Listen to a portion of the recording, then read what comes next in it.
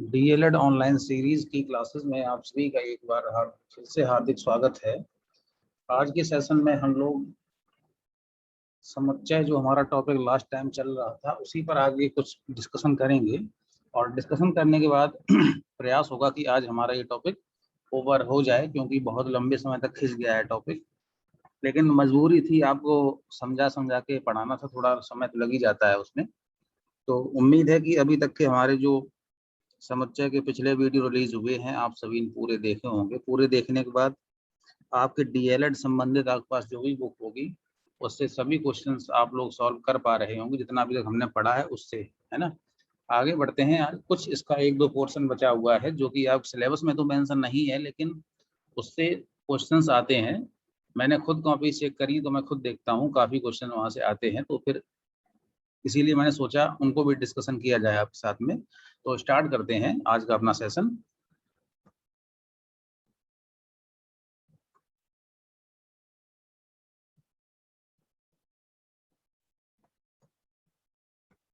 आज के सेशन में सबसे पहले हम लोग जो भी हम लोगों ने कल पढ़ा हुआ था उससे संबंधित कुछ क्वेश्चन सॉल्व करेंगे। क्वेश्चन सॉल्व करने के लिए तो, क्योंकि अब तो हम लोग काफ़ी कुछ पोर्शन कवर कर चुके हैं समुच्चय का, लगभग सिलेबस दिया हुआ पूरा 100% हम लोग कवर कर ही चुके हैं सिलेबस।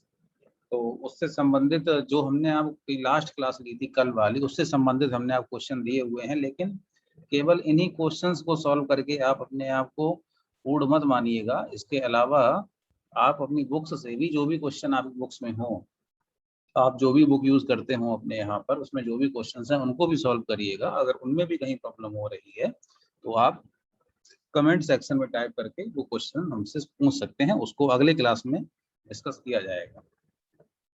तो जैसा कि कल हमने बहुत ज़्यादा तो नहीं पढ़ा था, एक बार देख लेते हैं कल क्या पढ़ा हुआ था हमने, तो आपको एक आइडिया लग जाएगा। कल की क्लास में हमने केवल 2-3 टॉपिक पढ़े हुए थे। पहला था हमारा संघ समुच्चय, यानी कि यूनियन ऑफ सेट पढ़ा हुआ था। बताया था कि इसमें क्या होता है, जो भी समुच्चय दिए हों उन सभी को कंबाइंड करके हम एक जगह लिख देते हैं, तो उसे हम बोलते हैं यूनियन ऑफ सेट बोलते हैं। इसके बाद पढ़ा हुआ था सर्वनिष्ठ समुच्चय, जिसे हमने बोला था इंटरसेक्शन ऑफ सेट बोलते हैं। इसमें क्या होता है कि जितने भी हमें समुच्चय दिए हों सभी में से कॉमन चूज करके लिख देते हैं, तो वही जो कॉमन समुच्चय बनता है उसी हम बोलते हैं सर्वनिष्ठ समुच्चय या intersection set, intersection of set, है ना। नेक्स्ट पढ़ा था समुच्चयों का अंतर।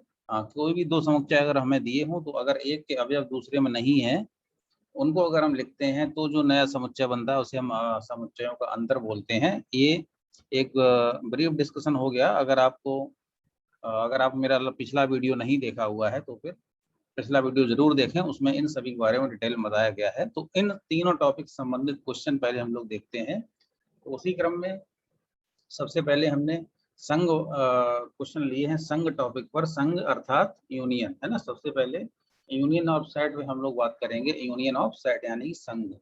तो संघ के बारे में हमने बताया था, अगर कहीं पे भी हमें दो समुच्चय दिए हैं, मान लो एक समुच्चय ए है दूसरा समुच्चय बी है, तो अगर हम उन दोनों समुच्चयों के अवयवों को मिलाकर एक जगह लिख दें, उन दोनों समुच्चयों के अवयवों को मिलाकर एक जगह लिख दें, तो जो नया समुच्चय बनता है बड़ा वाला, उसे बोलते हैं समुच्चयों का संघ या संघ समुच्चय, या इंग्लिश में यूनियन ऑफ सेट।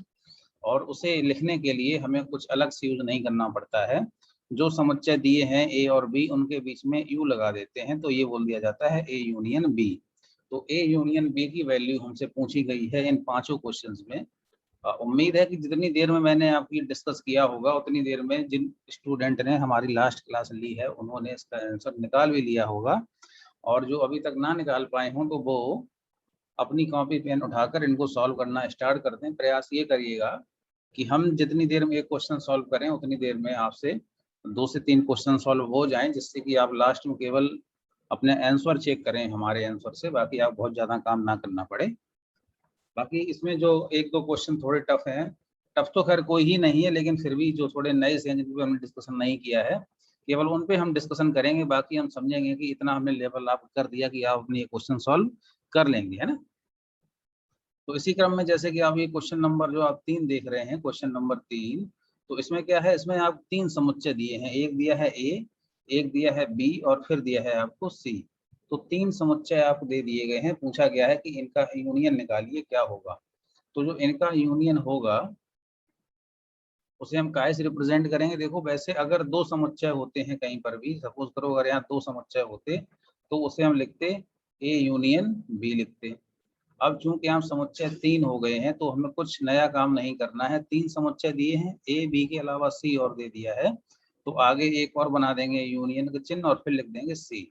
तो ये होगा इसका रिप्रेजेंटेशन, यानी कि हमें A union B union C की वैल्यू निकालनी है। अगर हमें यहीं डी भी दिया होता तो हम लिख देते A union B union C union D आगे लिख देते, तो फिर हमारा वो हो जाता। जितने भी आप दिए सबके आगे अपना यू लगाते रहिएगा, हमारा रिप्रेजेंटेशन हो जाएगा। अब अगर हमें इसका आंसर निकालना है तो फिर हमें कितना काम करना है, पहले हम ए बी को लिख लें एक साथ में। ठीक है, पहले सबसे पहले हमने बताया था कि सबसे पहले आप पहला वाला जो भी आपका समुच्चय हो या जो सबसे बड़ा समुच्चय पहले आप उसको लिख लीजिएगा। तो एक ही हम पहले पूरी वैल्यू लिख लें। एक ही वैल्यू क्या क्या दी है, एक, फिर दिया है हमको 2, फिर दिया है 3 और 4, तो ये एक ही वैल्यू हो गई। अब आइए बी में, होता क्या है इनमें हमें सभी के एलिमेंट को एक साथ कंबाइन करके लिखना पड़ता है, तो एक एलिमेंट में हमने लिख लिए।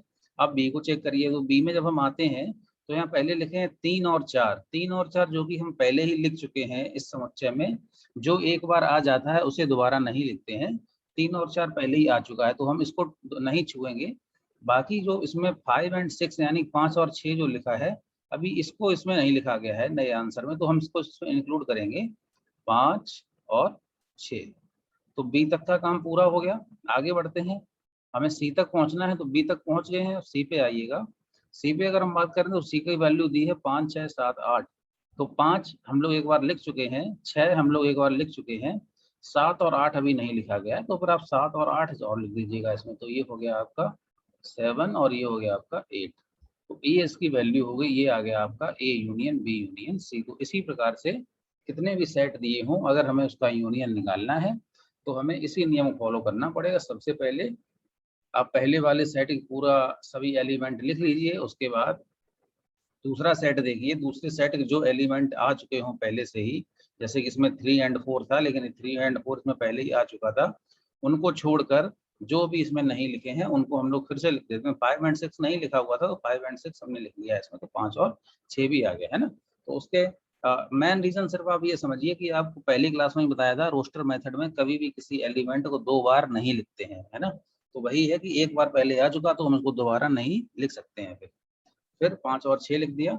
इसके बाद फिर आता है आपका सी में, अगर हम सी वाला देखते हैं तो सी में दिया गया है 5 6 7 8, तो 5 और 6 पहले हम लोग लिख चुके हैं, बचा था 7 और 8, तो 7 और 8 यहाँ मेंशन कर दिया।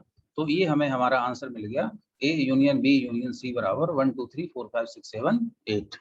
इसी प्रकार से अब आगे बढ़ते हैं, तो इसमें देखिए, इसमें भी हालांकि बहुत इजी है लेकिन थोड़ा चूंकि इस पर डिस्कशन नहीं हुआ था इसलिए उसको एक बार देख लेते हैं। इसमें आपको बताना है, एक ही वैल्यू दी है, बी की वैल्यू दी है, हमें इन दोनों का संग निकालना है, यानी कि ए यूनियन बी की वैल्यू हमें ज्ञात करनी है। ए यूनियन बी की वैल्यू निकालनी, केवल 2 ही दिए हैं, केवल हमें 2 ही लिखने हैं, तो ए यूनियन बी निकालना है। तो ए यूनियन बी के लिए आप लोग क्या करोगे, 1 2 3 दिया गया है, पहले आप पहले ए वाला पूरा लिख लीजिए, 1 2 3, ये हमने ए की वैल्यू लिख ली, 1 2 और 3 ए की वैल्यू हो गई। अब बी पे आते हैं, बी में लिखा है 5। 5 मीन्स कोई एलिमेंट तो होता नहीं है, 5 एक रिक्त समुच्चय होता है, हम लोग पहली क्लास में ही पढ़ा हुआ था। रिक्त समुच्चय को हम लोग 5 से रिप्रेजेंट करते हैं। अब यहाँ 5 लिखा है, इसका तात्पर्य ये है कि इसमें कोई भी अवयव नहीं है। अगर इसमें कोई भी अवयव नहीं है तो हमें इसमें कुछ लिखना ही नहीं है, बस 1 2 3 लिख दिया, ये पूरा हो गया कॉलम, यानी कि ए यूनियन बी बराबर, ए यूनियन बी बराबर आपका आ गया 1 2 3। ठीक है, क्यों आया 5 इंक्लूड क्यों नहीं किया, क्योंकि आपको भली बात पता है कि 5 मीन्स होता है रिक्त समुच्चय। रिक्त समुच्चय अर्थात वह समुच्चय जिसमें एक भी अवयव नहीं होता है, वो होता है रिक्त समुच्चय। जब इसमें कोई अवयव ही नहीं है तो हम इसमें कुछ इंक्लूड भी नहीं कर सकते हैं, बस हम 1 2 3 लिखकर इसको छोड़ देंगे, है ना। इसके बाद जब हम आगे बढ़ते हैं यहाँ पे, तो इसमें भी ये जो हमें दिया गया है, 2 समुच्चय दिए हैं, ये निर्माण विधि में लिखे हुए हैं। मान लीजिए पहले वाले को हमने ए मान लिया, इसमें शायद लिखना भूल गए होंगे, तो कोई बात नहीं, पहला वाला हमने मान लिया ए है और दूसरा वाला मान लिया बी है। मान लीजिए 2 समुच्चय हैं, ए और बी। ठीक है, अब ये पूछा गया है इनका संग निकालिए, तो A union B, A union B की वैल्यू हमको निकालनी है। कैसे निकालेंगे इसको, निर्माण विधि में लिखे हैं तो आपके पास तरीके दो हैं। अगर आप निर्माण विधि को समझ पा रहे हैं तो आप इसको मिला के एक बार में ही लिख दीजिए। लेकिन अगर आप निर्माण विधि में लिखी हुई बातें अगर आप समझ नहीं आ रही हैं तो आप सबसे पहले क्या करिए, इसमें जो निर्माण विधि में दिया आप उसको पहले रोस्टर मेथड बदल लीजिएगा। रोस्टर मेथड यानी कि ये जो वाले मेथड लिखे हैं पहले आप इसमें इसको चेंज कर लीजिए, फिर इनको मिला दीजिए तो आसानी से आपसे हो जाएगा। तो अगर हम इसको रोस्टर मेथड में अगर हम चेंज करना चाहें तो लिखा है एक्स दैट एक्स एक सम पूर्णांक है, सम पूर्णांक है ना। तो आप सभी को पता है कि सम संख्याएं लिखनी है हमें। सम संख्याएं कौन कौन सी होती हैं? अगर हम सम संख्याएं लिखें ए के लिए तो वो क्या क्या हो जाएंगी हमारी? ए के लिए वैल्यू क्या आ जाएगी? 2 आ जाएगी, फिर 4 आ जाएगी, फिर 6 आ जाएगी, फिर 8 आ जाएगी। इसी प्रकार से इसमें कोई लिमिट तो हमें दी नहीं गई है, केवल सम पूर्णांक संख्याएं दी गई हैं। तो यानी कि ये अनंत तक जाता रहेगा, इसमें हम कुछ नहीं करेंगे। अनंत तक जहां तक भी जाना चाहे वहां तक ही जा सकता है। ये वैल्यू हो गई ए की। अब इसी प्रकार अगर हम बी की भी वैल्यू निकालना चाहें तो बी के लिए क्या होगा? क्या लिखा है? एक्स दैट एक्स एक विषम पूर्णांक है। तो विषम संख्या भी आपको पता है। अगर हम बी की वैल्यू लिखना चाहें यहाँ पर बी बराबर, तो विषम संख्याएं कौन कौन सी होती हैं स्टार्टिंग से? सबसे पहली होती है 1, फिर 3, फिर 5, इसी प्रकार से आगे चलती रहेंगी। इसमें कोई लिमिट नहीं दी है कि हमें कहाँ तक पहुंचना है। तो इसी प्रकार से हम लोग आगे चलते रहेंगे। तो ये हो गया आपका समुच्चय वी का रोस्टर मेथड में हमने लिख दिया, ए को भी लिख दिया, बी को भी लिख दिया। अब जब आप इनको कंबाइंड करेंगे, ए यूनियन बी की जब आप वैल्यू निकालेंगे तो क्या करना है आपको? दोनों को मिला के लिख देना है। तो दोनों को मिलाइएगा। यहाँ पे लिखा है एक, या फिर ऐसा करिए, दोनों को मिला लीजिए एक साथ में, ज्यादा जल्दी हो जाएगा। देखिए 1 लिखा है, फिर 2 लिखा है, 3 लिखा है, 4 लिखा है, फिर 5 लिखा है, 6 लिखा है ना। तो यानी गिनती पूरी हुई जा रही है। अगर हम आपको कंबाइन करके लिखें तो सबसे पहले लिखेंगे 1, फिर 2, फिर 3, फिर 4, फिर 5, इसी प्रकार से आगे चलता रहेगा, इसी प्रकार से आगे चलता रहेगा, इसी प्रकार से आगे ये चलता रहेगा। तो ये इसका हो गया ए यूनियन बी, है ना। ए यूनियन बी बराबर क्या हो गया? 1 2 3 4 5 6 7 8, जहां तक चाहो वहां तक जाओ। कोई इसमें लिमिट हमें दी नहीं है। अगर यहाँ दिया होता कि हमें 50 तक पहुंचना है तो वहां तक जाते। ठीक है। तो अब ये तो सही है कि आप, अगर हमें क्वेश्चन कभी निर्माण विधि में दिया है और अगर निर्माण विधि को समझ नहीं पा रहे हैं तो हम पहले इसको इस प्रकार से रोस्टर मेथड में चेंज कर लेंगे। रोस्टर मेथड में चेंज करने के बाद इन दोनों को आसानी से हम लोग जो है कंबाइंड कर सकते हैं, यानी कि हम ए यूनियन बी की वैल्यू आसानी से निकाल सकते हैं। निकाल ली हमने। लेकिन अगर क्वेश्चन ये आता है और 2 नंबर क्वेश्चन आएगा पूरा पूरा, तो उस कंडीशन में फिर आप करोगे क्या? अगर आप यहाँ तक छोड़ दोगे तो आपका आधा नंबर कटेगा पेपर में, है ना। क्योंकि जब हमने आपसे क्वेश्चन पुटअप किया है निर्माण विधि में तो उसका आंसर भी आपसे निर्माण विधि में चाहने की ही इच्छा है एग्जामिनर की, लेकिन आप लिख के चले आए रोस्टर मेथड में। तो आपका यहाँ काम पूरा ये हो गया। यहाँ तक आने के बाद आपने अपना आंसर दे दिया, लेकिन अब आपको इस आंसर को एक बार फिर से चेंज करना पड़ेगा निर्माण विधि में। तो फिर आप निर्माण चेंज को क्या लिखेंगे? या सबसे पहले लिखेंगे एक्स सच दैट, एक्स लिख लिया आपने, एक्स सच दैट एक्स लिख दिया, यहाँ एक कॉमा लगा लीजिए, कॉमा लग गया। अब आप ये देखिए कि पहले क्या था? सम संख्याएं थी और विषम संख्याएं। जब हमने इनको मिलाया तो क्या हुआ? एक से लेके सभी संख्याएं लगातार बन रही हैं, 1 2 3 4 5 6 7 8 सब लगातार बन के आ रही हैं सामने। तो कल ही आप इससे डिस्कशन हुआ था कि जब भी कभी सीरीज कोई 1 से शुरू होकर कंटिन्यू चलती रहे, अगर कोई सीरीज 1 से स्टार्ट हो रही है और कंटिन्यू चल रही है, 1 2 3 4 5 कंटिन्यू चल रही है, तो इस प्रकार के नंबर को हम लोग बोलते हैं नेचुरल नंबर्स बोलते हैं ना। नेचुरल नंबर्स यानी कि प्राकृतिक संख्याएं बोलते हैं या प्राकृत संख्याएं बोलते हैं। तो आप यहाँ लिखना पड़ेगा एक्स दैट एक्स एक प्राकृतिक संख्या है ना, एक प्राकृतिक संख्या है। ये बात आपको यहाँ पर लिखनी पड़ेगी, तब आपको जो आपके 2 नंबर क्वेश्चन है तो आप 2 नंबर पूरे दिए जाएंगे, है ना। अब कैसे लिखेंगे ये अभी हम फिर से एक बार समझते हैं। तो अगर हम बात करें, उम्मीद है कि 3 क्वेश्चन मैंने डिस्कशन किया हुआ है, बाकी जो 2 क्वेश्चन ऊपर वाले डिस्कशन नहीं करे थे लगभग सही लगाने का प्रयास भी किया होगा, सबका आंसर भी आया होगा। तो अब एक बार सभी लोग अपना आंसर चेक कर लीजिएगा और जिन्होंने ना लगा पाया हो वो अपना लगा लें, है ना। तो पहले का जो आंसर आएगा आपका वो आएगा A union B is equal to 1 2 3 और 5। दूसरे का आंसर आएगा आपका A union B is equal to A B C E I O और यू। तीसरे का आंसर आएगा आपका ए यूनियन बी, सॉरी यहाँ गलती हो गई, ए यूनियन बी केवल लिखा है, जबकि आपको यहाँ पे 3 दिए गए हैं ना, ए बी और सी 3 दिए गए हैं, तो इसमें आपको A union B union C और लिख लेना है इसके आगे, है ना। अब लगाएंगे बराबर चिन्ह, बराबर चिन्ह लगाएंगे तो इसका आंसर ये आएगा 1 2 3 4 5 6 7 और 8, है ना। अगले क्वेश्चन आया होगा 1 2 3, यही था हम लोगों ने लास्ट वाले को जब हम लिखेंगे निर्माण विधि में तो हम लिखेंगे x सच दैट x एक प्राकृतिक संख्या है, ये हमें निर्माण विधि में लिखना है। रोस्टर मेथड की हेल्प से आप क्वेश्चन का आंसर ले आइएगा, आंसर लाने में वो बहुत हेल्पफुल है। लेकिन उसके बाद अगर आपको पूरे के पूरे नंबर चाहिए हैं तो आपसे सवाल जिस विधि में पुटअप किया गया है, अगर रोस्टर में पुटअप किया गया होता तो आंसर रोस्टर में दीजिएगा, लेकिन अगर सवाल निर्माण विधि में यानी सेट बिल्डर मेथड में है तो आप आंसर सेट बिल्डर मेथड में कन्वर्ट करके ही लिखिएगा, तभी आपको नंबर पूरे पूरे मिलेंगे। आगे बढ़ते हैं। इसके बाद ये एक क्वेश्चन और है, इसका आप सभी लोग स्क्रीनशॉट ले लें। स्क्रीनशॉट लेने के बाद ये एक क्वेश्चन है जिसमें हमने 3 समुच्चय लिए हैं ए बी और सी। ए की वैल्यू ये लिखी हुई है, बी की वैल्यू 7 9 11 एंड 13 है और सी की वैल्यू है 11 13 एंड 15, और इसके बाद फिर आपकी डी की वैल्यू है 15 एंड 17। तो 4 समुच्चय लिए हैं। इन 4 समुच्चयों की हेल्प से नीचे दिए हुए 10 क्वेश्चन का आपको आंसर देना है ना। सबसे पहले आपको ए इंटरसेक्शन बी निकालना है, बी इंटरसेक्शन सी निकालना है, और ये डिफरेंस वाले भी सभी आपको क्वेश्चन सॉल्व करने हैं। इनका एक स्क्रीनशॉट ले लीजिएगा, इसको बाद में सॉल्व करिए। अगर कोई क्वेश्चन ना आए तो कमेंट बॉक्स में कमेंट करके आप छोड़ दीजिएगा, अगर हम उसको जब पढ़ेंगे तो उसका आंसर आपको अगले वीडियो में दे दिया जाएगा, है ना।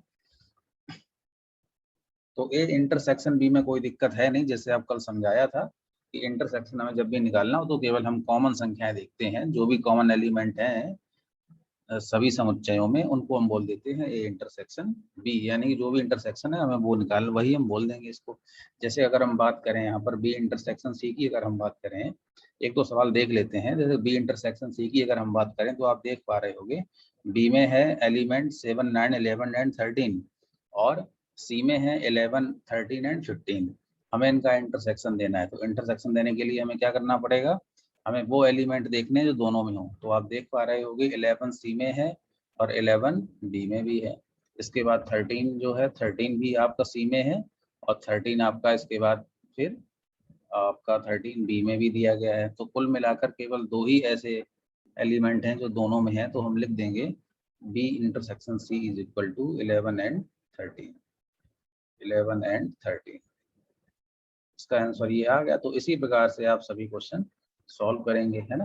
अंतिम जो आपको दिख रहा होगा A intersection C intersection D, तो इसमें हमें 3 के बीच में इंटरसेक्शन निकालना है, ए सी और डी के बीच में निकालना है। तो इंटरसेक्शन निकालते वक्त सबसे पहले ये देखा करिए हम लोग कहाँ से चेक करना चालू करते हैं, सबसे छोटे चेक करना चालू करते हैं। ये नियम होता है कि अगर आप सवाल जल्दी करना है, गलत होने के चांसेस भी कम रहने हैं, तो सबसे छोटे से चालू करिए चेक करना, तो आपका सवाल जल्दी हो जाएगा, मेहनत भी कम करनी पड़ेगी, आंसर भी सही आएगा। और जब आप यूनियन निकालिए तो हमेशा सबसे बड़े से लिखना स्टार्ट करिएगा, है ना। तो इसमें देखो जो इसमें 3 दिए हैं ए सी और डी, ये तो देखिए इतना बड़ा है, इसमें बहुत बहुत से एलिमेंट हैं। सी में 3 4 एलिमेंट हैं, जबकि डी में सिर्फ और सिर्फ 2 ही एलिमेंट हैं। तो हम इनको मिला लें तो वो एलिमेंट जो सभी में होंगे, जो ए में भी हो, सी में भी हो और डी में भी हो, वो बोला जाएगा A intersection C intersection D बोल दिया जाएगा, है ना। तो इनको जब हम निकालेंगे तो चेक करते हैं डी, डी से चलते हैं। डी में देखो दिया गया 15, 15 डी में है। इसके बाद फिर सी में भी दिया गया है लेकिन ए में है नहीं, ए में 15 है नहीं, तो यानी कि 15 हो नहीं सकता है। 17 चेक करिए, 17 भी ना ही सी में है ना ही ए में है, यानी कि इनके बीच में कोई भी एलिमेंट ऐसा नहीं है जो कॉमन हो। और जब कोई भी एलिमेंट कॉमन नहीं है तो इसका आंसर क्या आ जाएगा, इसका आंसर आ जाएगा आपका एक रिक्त समुच्चय, यानी कि 5 इसका आंसर आ जाएगा, है ना। 5 इसका आंसर हमें मिल जाएगा। इसी प्रकार से इनमें डिफरेंस निकालिए। डिफरेंस निकालने का मेथड भी हमने आपको लास्ट क्लास में बताया था, एक बार वो देख लेना और वो निकालना। लास्ट क्वेश्चन जो है आपका A union D intersection B union C, तो इसमें आप करना क्या है कि पहले ए और डी का यूनियन निकाल लीजिएगा। ए और डी का यूनियन निकालेंगे तो फिर आ जाएगा 3, 5, 7, 9, 11, 15 और 17। इसी प्रकार से फिर निकालिए बी यूनियन सी का, निकालिए आप बी और सी का यूनियन निकालिएगा, है ना। पहले इतना सॉल्व कर लो, ये वाला पार्ट और ये वाला पार्ट पहले हम लोग सॉल्व करेंगे। इन दोनों को सॉल्व करने के बाद जो हमें दो समुच्चय मिल जाएंगे, एक इसका समुच्चय मिल जाएगा और एक मिल जाएगा समुच्चय इसका यहाँ पे। अब इन दोनों के बीच में जो भी एलिमेंट कॉमन हो, जो भी एलिमेंट कॉमन हो उनका एक समुच्चय यहाँ लिख दीजिएगा। तो वो जो आप लिखोगे वही बोला जाएगा। इतना बड़ा A union D intersection B union C, उसे हम बोलेंगे। अगर इनके बीच में कोई भी एलिमेंट कॉमन नहीं तो फिर आप उसमें फाइल लिखकर छोड़ देंगे, यानी कोई एलिमेंट नहीं है, ये एक रिक्त समुच्चय है ना। तो इतना काम आप सभी लोग करिएगा। जो भी क्वेश्चन आपसे ना लगे उसका नंबर केवल आप डाल देना कमेंट सेक्शन में, पूरा मत लिखना, केवल नंबर डालिएगा कमेंट सेक्शन में, उस पर हम लोग डिस्कशन करेंगे, है ना। आगे बढ़ते हैं।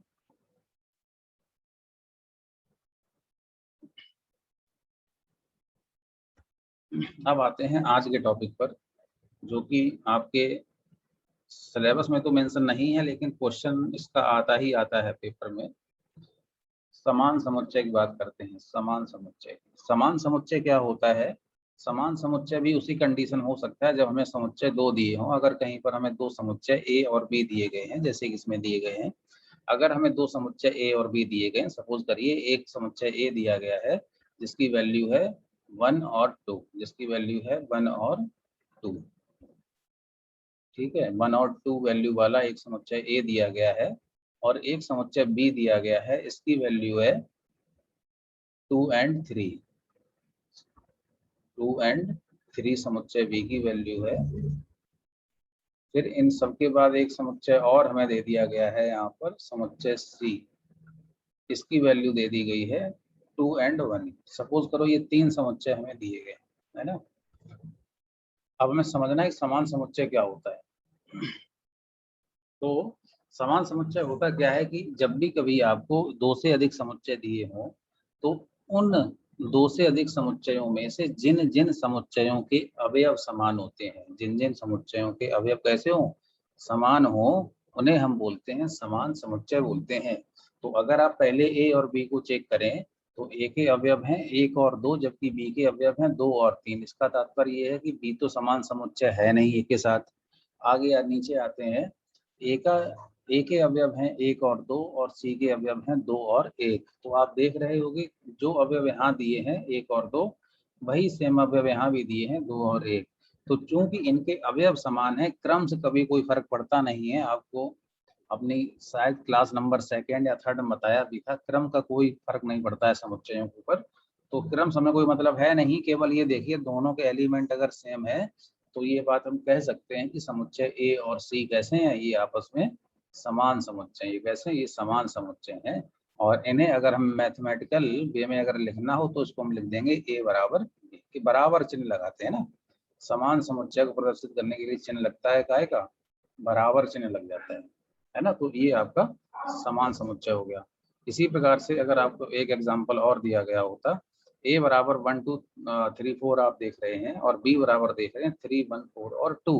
तो आप देखिए कि सभी एलिमेंट 1 यहाँ लिखा है, 1 यहाँ भी लिखा है, 2 भी दोनों में है, 3 भी दोनों में है और 4 भी दोनों में है। तो चूंकि सभी में एलिमेंट कैसे बराबर है, जो एलिमेंट ए के हैं वही सेम एलिमेंट बी के हैं, तो इस कंडीशन में हम इसको भी बोल सकते हैं कि ये एक क्या है, ये भी एक समान समुच्चय है, यानी कि ये ए बराबर बी, इसको हम लिख सकते हैं। तो ये होता है समान समुच्चय, ठीक है। समान समुच्चय वो है जब दो से अधिक समुच्चय दिए हों और उनमें से जिन समुच्चयों के अवयव समान होते हैं उन समुच्चयों हम लोग बोलते हैं समान समुच्चय। समान अवयव देखते समय ऑर्डर बिल्कुल ना देखें, ऑर्डर से कभी कोई फर्क नहीं पड़ता है, केवल उनकी वैल्यू समान होना चाहिए, है ना। आगे बढ़ते हैं। बेहद इंपॉर्टेंट टॉपिक है ये। लास्ट टाइम पर इसका 2 नंबर क्वेश्चन आया था डीएलएड 3rd सेमेस्टर ना, तो बहुत इंपॉर्टेंट है, इसके बारे में देखते हैं। इसमें दिया है उप समुच्चय। हमें समझना है कि उप समुच्चय क्या होता है। उप समुच्चय को हम इंग्लिश में यहाँ लिखना भूल गए, इस वजह से इसकी इंपॉर्टेंट होती है। इसको अंग्रेजी में हम लोग सबसेट कहते हैं ना, सबसेट, SUBSET, है ना। सबसेट कहते हैं हम लोग उसको इंग्लिश में। होता क्या है सबसेट? यदि समुच्चय ए का प्रत्येक अवयव, जैसे कि यहाँ भी हम पहले लिख लें, मान लीजिए कि दो समुच्चय हमने लिख लिए, एक हमने समुच्चय लिखा है ए बराबर,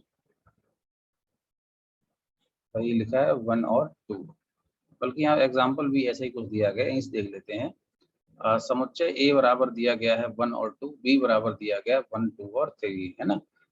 तो अगर कहीं पे दो समुच्चय हैं और दोनों कुछ अवयव दिए हों, जैसे कि इसमें दिए हैं, तो इस कंडीशन में होता क्या है, अगर कंडीशन ये बनती है कि जो ए है, अगर इसके सभी अवयव, अगर ए के सभी अवयव बी में भी हैं, बी में भी हैं, तो हम बोलते हैं कि ये जो ए है ये बी का उपसमुच्चय है। किसका उपसमुच्चय है? ये बी का उपसमुच्चय है, बी का उपसमुच्चय है। उल्टा कभी मत बोलिएगा, जो छोटा होता है वही उपसमुच्चय होता है बड़े वाले का, है ना। जो छोटा होता है वो उपसमुच्चय काहे को होता है? बड़े वाले को उपसमुच्चय होता है। तो क्योंकि आप देख रहे हो कि ए छोटा है, ए में 1 और 2 है, बी में 1 2 3 3 है, तो उपसमुच्चय कौन होगा? उपसमुच्चय ए होगा। किसका होगा? बी का हो जाएगा। लेकिन बस कंडीशन यही है कि सभी एलिमेंट होने चाहिए। अब पता लगे कि यहाँ पे 1 and 4 हो जाता, अगर यहाँ 1 and 4 ये लिख देते तो इसके एलिमेंट इसमें मिल ही नहीं रहे हैं। जब ये एलिमेंट इसमें मिलेंगे नहीं तो हम इसको इसका उपसमुच्चय कभी भी नहीं कह सकते हैं, है ना।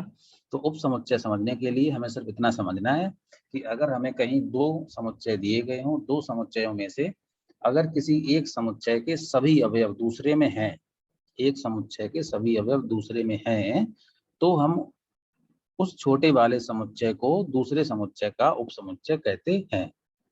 वही लिखा है, यदि समुच्चय ए का प्रत्येक अवयव समुच्चय बी का भी एक अवयव है तो ए बी का उपसमुच्चय कहलाता है, और इसे इस चिन्ह के द्वारा प्रकट करते हैं। ये जो चिन्ह लगा हुआ है, ये वाला जो चिन्ह आप देख पा रहे होंगे, ये उपसमुच्चय का चिन्ह है। इसे हम पढ़ेंगे ए उपसमुच्चय बी। अगर इंग्लिश में पढ़ेंगे A is the subset of B, है ना। इंग्लिश में A is the subset of B, Hindi में पढ़ेंगे ए उपसमुच्चय बी पढ़ेंगे हम लोग उसको। तो ये इसका चिन्ह होता है ना। अब ऐसे ही सपोज करो कि हमें एक समुच्चय दिया होता ए बराबर हमें दिया होता 1 and 2, या केवल 1 मान लीजिए। ए बराबर सपोज करो ए बराबर दिया होता 1 2 and 3 दिया होता, ए बराबर 1 2 and 3, है ना। और बी बराबर दिया होता 1, बी बराबर दिया होता केवल और केवल 1, और सी बराबर दिया होता 4, सी बराबर दिया होता 4। तो अगर हम ये कहें, आप ये बताइए इन तीनों में से कौन सा समुच्चय ए का उपसमुच्चय है? कौन सा समुच्चय ए का उपसमुच्चय है? देखिए एक बात श्योर है कि जो समुच्चय छोटा होगा वही किसी का उपसमुच्चय होता है। बड़ा वाला हमेशा उन समुच्चयों को अपने अंदर समाहित करता है, यानी जो भी उपसमुच्चय होगा यहाँ ए का ही होगा, बी का हो नहीं सकता है, सी का हो नहीं सकता है, ठीक है। ये छोटे हैं अपने आप में। तो अगर हम ये पूछें इसमें बताइए इसमें कौन सा समुच्चय ए का उपसमुच्चय है, तो आप देख रहे हैं ए में लिखा है 1 2 and 3, बी में लिखा है 1 और सी में लिखा है 4। अब अगर आप बी से चेक करेंगे तो आप ये देख पा रहे होंगे कि बी में जो 1 लिखा है वही 1 ए में भी कहीं ना कहीं लिखा हुआ है। तो कह सकते हैं कि जो बी है आपका, वो उपसमुच्चय है काहे का? ए का। बी उपसमुच्चय है काहे का? ए का, यानी कि B is the subset of A. लेकिन अगर हम सी की बात करेंगे तो आप ये देख रहे हो कि सी में लिखा है 4, और जबकि 4 यहाँ कहीं ए में लिखा ही नहीं है, तो हम ये कह सकते हैं कि सी जो है वो ए का उपसमुच्चय नहीं है। अगर हम इसे रिप्रेजेंट करना चाहें तो कैसे रिप्रेजेंट करेंगे? सी उपसमुच्चय नहीं है ए का, तो लिखना तो वही है, जो टिक चिन्ह वही है, केवल उसको काट देना है बस। इसी ऐसे काट दिए तो उसका तात्पर्य ये हो गया, C is not a subset of A, यानी कि सी ए का उपसमुच्चय नहीं है ना। ये इसका सिंबल हो गया है। तो इस प्रकार से हम उपसमुच्चय समझेंगे। उपसमुच्चय एक बेहद इंपॉर्टेंट टॉपिक है, इससे हर बार लगभग एक आध सवाल आता है। पिछली बार 2 नंबर का सवाल आपका उपसमुच्चय से ही आया हुआ था, है ना। तो अच्छे से समझिएगा उपसमुच्चय क्या होता है। उपसमुच्चय एक ऐसा उपसमुच्चय होता है जहां पर अगर कोई दो उपसमुच्चय हमें दिए हों, अगर हमें कोई दो उपसमुच्चय दिए हों, तो छोटे वाले जो उपसमुच्चय होता है अगर उसके सभी अवयव बड़े वाले उपसमुच्चय में हैं, तो ये कह सकते हैं कि छोटा वाला जो समुच्चय है वो बड़े वाले का उपसमुच्चय है। छोटा समुच्चय बड़े वाले का उपसमुच्चय है। बाकी भी क्वेश्चन थ्रू इसको और हम लोग क्लियर करेंगे। तो अगर ये सब लिखा हुआ मिल जाता है तो फिर इसको हम क्या लिखेंगे, इसको हम लोग लिखेंगे A is the subset of B, क्योंकि आप यहाँ ये देख पा रहे होंगे कि 1 और 2 जो है वो 1 2 3 यानी बी में पहले से ही इंक्लूड है, तो हम उसको लिख सकते हैं A is the subset of B. अब उप समुच्चय की ये 3 बातें बहुत इंपॉर्टेंट हैं, इन 3 बातों से ही क्वेश्चन पूछा जाता है। पहली बात हमेशा याद रखिए कि अगर हम कभी भी आपसे किसी भी समुच्चय के उप समुच्चय पूछें, उप समुच्चय निकलवाए भी जाते हैं, है ना, ये तो वो बातें आएंगी ना, आपको पहचानना है, ये पहचानने वाली बातें हैं कि ए इसका उप समुच्चय है या नहीं है। लेकिन होता क्या, बहुत बार क्वेश्चन ये पूछ दिया जाता है कि 1 2 के उप समुच्चय, इसके उप समुच्चय बताइए क्या क्या होंगे। ये क्वेश्चन ज्यादा पॉपुलर होते हैं आने के लिए, तो इनको हम कैसे निकालते हैं, उसमें क्या क्या होता है, उसको समझने के लिए आपको ये 3 बातें याद रखना बहुत जरूरी है। इन 3 बातों के बिना आप ये काम नहीं कर पाएंगे। और जब कभी सवाल ऐसा आएगा कि इसके उप समुच्चय निकालिए, तो वो सवाल कम से कम 2 नंबर का हमेशा होगा, क्योंकि वो सवाल बड़ा हो जाता है ना। तो ये 3 बातें याद रखिए। पहली बात क्या है, पहली बात ये है कि जब भी कभी उप समुच्चय की हम बात करेंगे, तो फाई जो होता है, यानी कि जो रिक्त समुच्चय होता है, जो फाई होता है, वो प्रत्येक समुच्चय का एक उप समुच्चय होता ही होता है, ये हमेशा लिखेंगे। दूसरी बात ये रखिए, प्रत्येक समुच्चय स्वयं का भी उप समुच्चय होता है, प्रत्येक समुच्चय स्वयं का भी उप समुच्चय होता है। यानी कि अगर हम आपसे ये कहें, जो बी यहाँ लिखा है, क्या 1 2 3 बी लिखा है, क्या 1 2 3 अगर हम एक और लिख दें उप समुच्चय, यहाँ पे हमने सी बराबर लिख दिया 1 2 3, तो क्या ये इसका उप समुच्चय होगा? बिल्कुल होगा, 100% होगा, 100% होगा, क्योंकि ये पहले से ही पॉइंट होता है कि प्रत्येक समुच्चय खुद का उप समुच्चय भी होता है, खुद का उप समुच्चय भी होता है, तो ये 100% इसका उप समुच्चय होगा ही होगा। अगली बात याद रखिए, n अवयवों वाले किसी समुच्चय के उप समुच्चयों की संख्या बराबर होती है 2 की घात n। कितनी होती है? 2 की घात n। ये क्वेश्चन विकल्प में आते हैं, है ना, और यूपी टेट में ही कोई पूछ देता है कि बताइए कि एक समुच्चय a बराबर दे दिया गया आपको, a बराबर दे दिया गया है 1,2, एक समुच्चय है a बराबर 1,2, ये दे दिया गया। अब पूछा गया ये बताइए कि इसके कितने उप समुच्चय होंगे, इसके कितने उप समुच्चय होंगे। तो इसके उप समुच्चय निकालने के लिए पॉइंट नंबर 3 याद रखिए कि किसी भी समुच्चय के उप समुच्चय अगर हमें निकालनी है, तो सूत्र होता है 2 की घात n। तो 2 लिखेंगे, 2 लिखेंगे, 2 की घात n, और n होता क्या है, n अवयव होते हैं ना, n अवयवों वाले लिखा हुआ है। n क्या होती है? अवयवों की संख्या होती है। तो इसमें अवयव कितने हैं? इसमें अवयव 2 हैं, 1 और 2, 2 ही अवयव हैं, तो ये हो जाएगा 2 की घात 2, यानी कि इसका आंसर कितना आ जाएगा? 4। अर्थात कि अगर हमें कोई समुच्चय 1,2 दिया गया है, तो इसके उप समुच्चयों की संख्या कितनी होगी? 4 होगी। कितनी होगी इसकी संख्या? 4 होगी। अगर इसी प्रकार से यहाँ पे आगे आपको 5 लिख के और दे दे, और फिर पूछे अब बताइए कि इसके कितने उप समुच्चय होंगे, अगर आपको ये वाली कंडीशन दे दे और फिर पूछता है कि बताइए इसके कितने उप समुच्चय होंगे, तो अब कैसे आप निकालेंगे इसके उप समुच्चय? तो अब निकालने के लिए सूत्र तो वही 2 की घात n होता ही होता है। केवल आप ये देखना अवयव अब बढ़ गए हैं, पहले अवयव थे 2, अब अवयव हो गए हैं 1 2 और 3, 3 अवयव इसके अंदर आ गए, तो लिख देंगे 2 की घात 3, यानी कि 2 की घात 3 जब हम आंसर निकालेंगे तो 2 इंटू 2 इंटू 2 हो जाएगा, यानी 2 दूनी 4 दूनी 8, यानी कि इस प्रकार के समुच्चय के जो उप समुच्चय होंगे वो 8 होंगे, है ना। इसी प्रकार अगर यहाँ एक और कुछ संख्या लिखी होती 2 की घात 4 हो जाता, और फिर इसके उप समुच्चय आ जाते 16। ये क्वेश्चन आपका बहुविकल्पी के लिए इंपॉर्टेंट होता है, तो इसको याद रखिएगा, ये यूपी टेट में भी पूछा जाता है ना। आगे हम कुछ क्वेश्चन सॉल्व करते हैं उप समुच्चय के, जैसे कि पहला हमने आपको दिया है 1,2, 1,2 के उप समुच्चय बताने हैं आपको क्या होंगे। तो ये लिखने के लिए आते हैं, ऐसे क्वेश्चन मोस्टली आते हैं, इसलिए हमने इस पर डिस्कशन किया हुआ है। तो हमें समुच्चय दिया गया 1,2, तो जब भी कभी आप किसी समुच्चय को उप समुच्चय लिखें, तो सबसे पहला काम है कि पहला उप समुच्चय फाई और अंतिम उप समुच्चय वही जो कि खुद में ये क्वेश्चन दिया गया समुच्चय, ये लिख लीजिएगा। ठीक है, ये लिख लिया, ये आपको लिखना है। अब निकालना है इसके उप समुच्चय। तो बताया था जैसे कि अब बात ये कि हमने आज ये 4 कॉलम क्यों कर रखे पहले से, अभी अभी आपसे डिस्कशन किया है कि उप समुच्चयों की संख्या हमेशा 2 की घात n होती है, 2 की घात n होती है, तो ये हो जाएगी 2 की घात कितनी, यहाँ कितने अवयव हैं? एक अवयव है ये और दूसरा अवयव है ये, तो 2 ही अवयव है, तो 2 की घात 2 बराबर 4, यानी कि इसके उप समुच्चय कितने होंगे? इसके उप समुच्चय 4 हो सकते हैं केवल, बस। तो 4 में से 2 तो यही हो गए, अब बचे 2। अब 2 कौन से बचे हैं? जो 2 बचे हैं वो आप इनमें से अपना लिख दीजिए। पहला समुच्चय फाई हमेशा लिखना है, अंतिम समुच्चय जो समुच्चय है वही उपसमुच्चय लिखना है आपको। और बीच में अब जो बचा हुआ है, तो यहाँ क्या बचा है, 1 बचा है और फिर बचा है 2 बचा है बस। तो ये हो गया आपका 1 5 1 2 एंड 1 2। ठीक है, तो ये इसके उपसमुच्चय हो गए। ये क्या हुई, इसके उपसमुच्चय हो गए। इसके उपसमुच्चय 4 ही हो सकते थे। पहला 5 होगा, दूसरा 1 हो जाएगा, तीसरा 2 हो जाएगा और लास्ट में फिर 1 2 हो जाएगा, है ना। इस प्रकार से हम उपसमुच्चय निकालते हैं। आगे बढ़ते हैं। अब अगर आपसे ये पूछ देता कि 1 2 3 के उपसमुच्चय लिखिए, क्या होंगे, तो 1 2 3 के क्या होंगे, तो पहले आप काम वही करना है। सबसे पहले आपको फाई लिख देना है और सबसे लास्ट में जो समुच्चय है वही लिख देना है, क्योंकि प्रत्येक समुच्चय अपने आप का उपसमुच्चय होता है। लिख दिया आपने। अब एक बार ये देख लो कि यहाँ कितने उपसमुच्चय होंगे, कितने हमें लिखने हैं, क्योंकि अगर हमें ये बात पहले से ही पता है हमें इतने लिखने हैं तो आंसर सही आएगा। अब पता लगा आप रैंडमली लिख रहे हो, कोई एक आप ना समझ पाए तो वो छूट जाएगा, तो फिर आपका आंसर गलत होगा, एग्जामिनर काट देगा।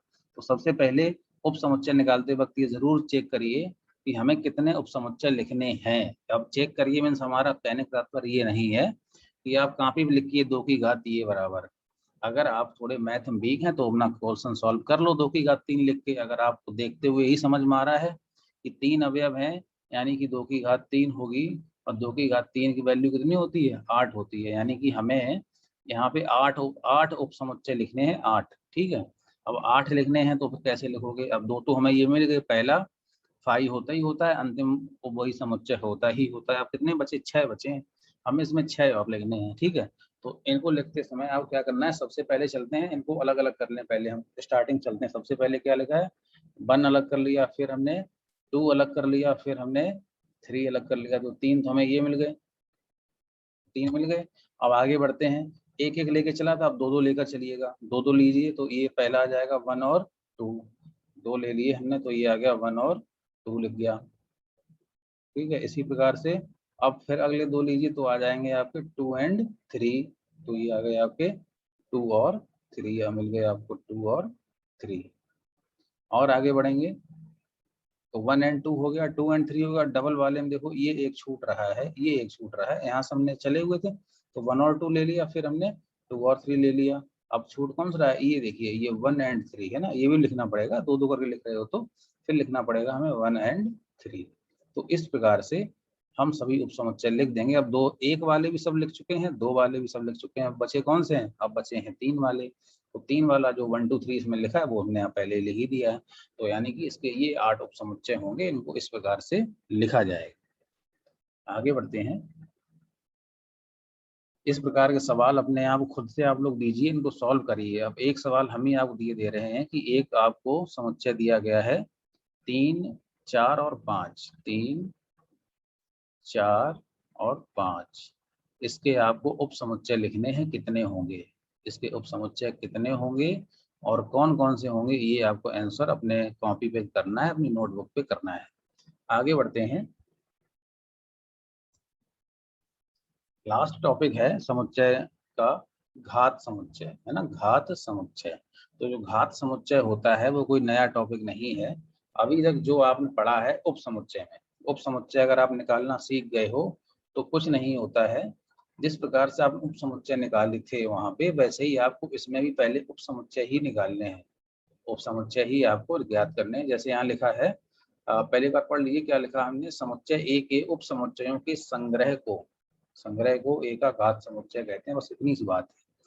यहाँ कहने का मेरा मतलब क्या है, कहने का तात्पर्य ये है कि जो भी आपको समुच्चय दिया हो पहले आप उसके उप समुच्चय निकाल लीजिएगा और उन उप समुच्चयों को भी एक समुच्चय बना दीजिएगा, तो वो बोला जाएगा घात समुच्चय बोला जाएगा। अभी समझ नहीं आया होगा, समझते हैं।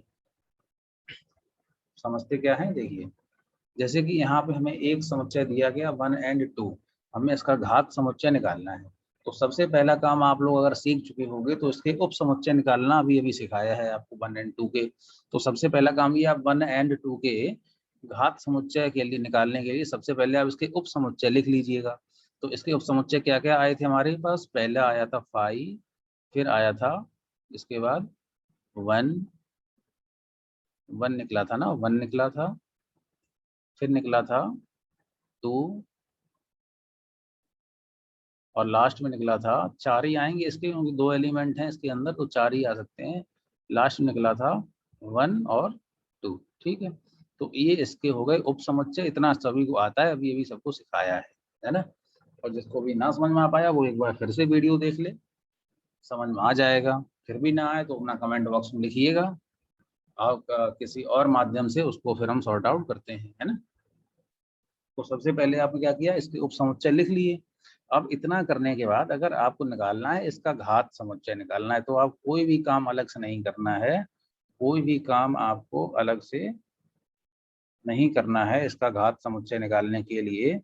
केवल आपको काम ये करना है कि आपने ये जो लिखे हैं इनके स्टार्टिंग में और इनके लास्ट में एक एक कोष्टक लगा देना है बस। ठीक है, यानी कि ये जो आप समुच्चय निकाले थे उप समुच्चय, इनका जो समुच्चय होता है, इनका जो समुच्चय होता है किसी भी समुच्चय के उप समुच्चयों का, ये उसके उप समुच्चय हमने निकाले हुए थे। ठीक है, किसी भी समुच्चय के उप समुच्चयों का समुच्चय जो होता है उसे कहते हैं हम लोग घात समुच्चय कहते हैं। तो पहले आप आराम से उप समुच्चय निकाल लीजिएगा, और इतने निकालने के बाद इनके आगे पीछे एक बस आप ब्रैकेट लगा दीजिएगा, करली वाला यानी कि मंझला वाला, तो ये इनका समुच्चय बन जाएगा। और इसी को हम फिर बोलेंगे ये हो गया इसका घात समुच्चय हो गया। ऐसे हम क्या बोलेंगे, ऐसे ही हम बोलेंगे घात समुच्चय हो गया, है ना। रिप्रेजेंट करते हैं पी ए से, रिप्रेजेंट कैसे करते हैं, ऊपर लिखा हुआ है पी ए, नहीं यहाँ पे ए हमने माना है इसलिए, बाकी जो आपको दिया हो पी एक्स वाई जो भी दिया हो वही आपको मानना है ना। तो पी ए से इसको हम लोग रिप्रेजेंट करते हैं, लिखा भी हुआ होगा हमने इसको, तो ये देखिए ना, ये देखा गया। पी ए बराबर क्या है, पी ए बराबर 5 1 2 1 2, और फिर इनका हमने लगा दिया दोनों ओर, ये कोष्टक लग गया, इधर भी लग गया और इधर भी लग गया, यानी कि ये हमने इनके उप समुच्चयों का एक समुच्चय बना दिया है। और इनके जो उप समुच्चयों का समुच्चय है वही बोला जाता है घात समुच्चय बोला जाता है। लेकिन बीच में कॉमा लगाना, ये जो पहले उप समुच्चय आराम से निकाल लीजिएगा, है ना, इनमें बीच में कभी कोष्टक लगाना मत भूलिएगा, कोष्टक भी लगाइए कॉमा सब लगाइएगा, है ना। जब आप पूरे उप समुच्चय निकाल लें तो बस स्टार्टिंग में और लास्ट में एक एक कोष्टक और लगा दीजिएगा, तो वही बोल दिया जाएगा इसका घात समुच्चय। उसे हम पी ए, पी से रिप्रेजेंट करते हैं। पी तो ये कांस्टेंट रहेगा, पी मीन्स पावर होता है, पावर मीन्स घात होती है ना। और यहाँ जो भी समुच्चय आपको दिया हो ए बी सी, उसका यहाँ नाम लिख देंगे तो वही हो जाएगा, इसका घात समुच्चय हो जाएगा। तो इसी के साथ हमारा समुच्चय वाला चैप्टर खत्म होता है। उम्मीद है कि अभी तक का जितना भी हमने पढ़ा हुआ होगा आप लोगों ने प्राप्त कर पाया होगा, अच्छा खासा आप लोग अपनी प्रैक्टिस भी कर रहे होंगे। अब आपके लिए आज काम इतना है कि जितना भी हमने पढ़ा है वो लगभग पूरा कवर हो ही गया है समुच्चय। तो फिर आप अपनी बुक से या आपके पास जो भी स्टडी मटेरियल हो डीएलएड 3rd सेमेस्टर का, उससे अपने सवाल लगाइएगा। जो भी सवाल ना लगे उसको कमेंट सेक्शन में जरूर लिखिएगा, तो हम आपको अगले क्लास में उसको सॉल्व करवा देंगे आपके टॉपिक को, है ना। तो आज के लिए बस इतना ही, थैंक यू। नेक्स्ट क्लास में एक नए टॉपिक के साथ हम फिर से एक नई शुरुआत करेंगे, तब तक के लिए थैंक यू।